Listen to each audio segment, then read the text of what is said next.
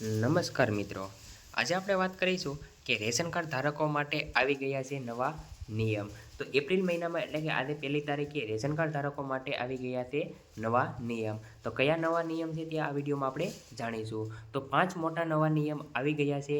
તે કયા 5 મોટા નવા નિયમ છે તે આ વિડીયોમાં જાણીએ. તો તમે અમારી ચેનલમાં ન હોય તો ચેનલને લાઇક, શેર અને સબસ્ક્રાઈબ કરી દેજો અને બેલ નોટિફિકેશન ઓન કરી દેજો, જેથી અમારો વિડીયો સૌપ્રથમ તમને પહેલાં પહોંચી જાય. તો વિડીયો ચાલુ કરીએ. એમાં વાત કરીએ આપણે તો 1 એપ્રિલથી બદલવા જઈ રહ્યા છે આ 10 મોટા નિયમો. તો કયા નિયમો છે તે જાણીએ. તો પહેલો જે નિયમ છે તે વાત કરીએ તો રેશન કાર્ડ ધારકોને આવતા મહિને એક સાથે 3 મહિનાનું અનાજ મળશે. એટલે કે એપ્રિલ મહિનામાં એટલે કે આ ચાલુ મહિનામાં ચોથા મહિનામાં રેશન કાર્ડ ધારકોને એક સાથે 3 મહિનાનું અનાજ આપવામાં આવશે. આગળ વાત કરીએ તો ઘઉં અને ચોખા એકદમ મફત આપવામાં આવશે. ખાંડ, ચણા દાળ, મીઠું એકદમ ઓછા પૈસામાં આપવામાં આવશે. એટલે કે ઘઉં ચોખા જે છે તે રેશન કાર્ડ ધારકોને મફત આપવામાં આવશે અને ખાંડ, ચણા દાળ, મીઠું જે છે તે ઓછા પૈસામાં આપવામાં ગ્રાહકને આવશે. આગળ વાત કરીએ એમાં તો કયા કયા નિયમો બદલાશે. તો પહેલી વાત કરીએ આપણે ટેક્સ, બેન્કિંગ અને ટ્રેનની ટિકિટના લગતા ફેરફારોની તમામ ખિસ્સા પર પડશે. સીધી અસર 1 એપ્રિલથી 2026થી નવું નાણાકીય વર્ષ થવા જઈ રહ્યું છે.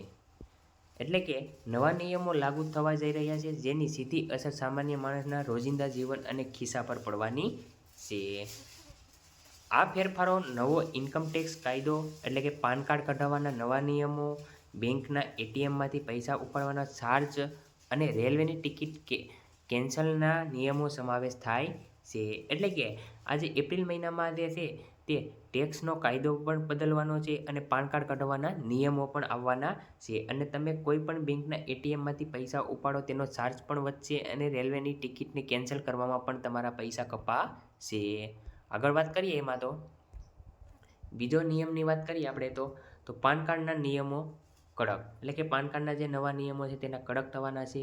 હવે નવું પાન કાર્ડ કઢાવવા માટે જન્મ તારીખના પુરાવા તરીકે માત્ર આધાર કાર્ડ માન્ય રહેશે નહીં. તમે પહેલાં પાન કાર્ડ કઢાવતા ત્યારે પાન કાર્ડ તમારે આધાર કાર્ડ ઉપર નીકળી જતું, પણ હવે તમારે આધાર કાર્ડ ઉપર નીકળશે નહીં. આગળ વાત કરીએ તમારે ફરજિયાતપણે ધોરણ 10ની માર્કશીટ, પ્રમાણપત્ર અથવા પાસપોર્ટ જેવા ડોક્યુમેન્ટ્સ આપવા પડશે.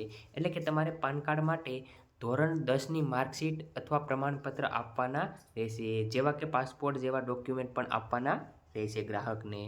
આગળ વાત કરીએ આપણે તો નિયમ નંબર 3, એટીએમમાંથી પૈસા ઉપાડવા પર ચાર્જ.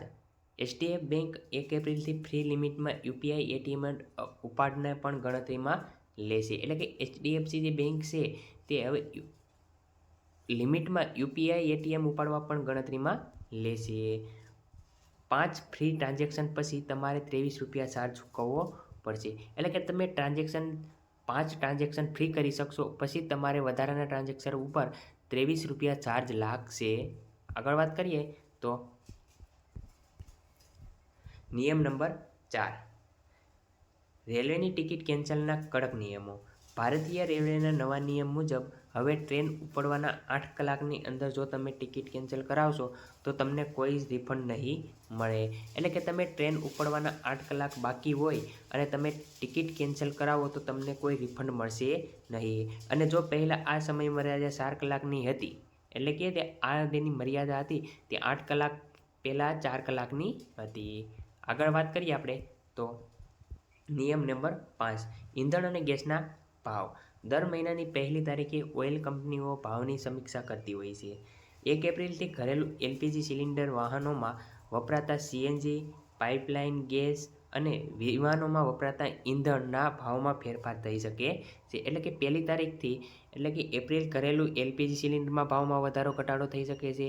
વાહનોમાં વપરાતા સીએનજીનો ભાવમાં વધારો ઘટાડો થઈ શકે છે અને પાઇપલાઇનની જે ગેસ છે તેમાં પણ ભાવનો વધારો થઈ શકે છે. તો મિત્રો, તમને જો આ વિડીયો પસંદ આવ્યો હોય તો ચેનલને એક સબસ્ક્રાઈબ કરી દેજો. જય હિન્દ, જય ભારત.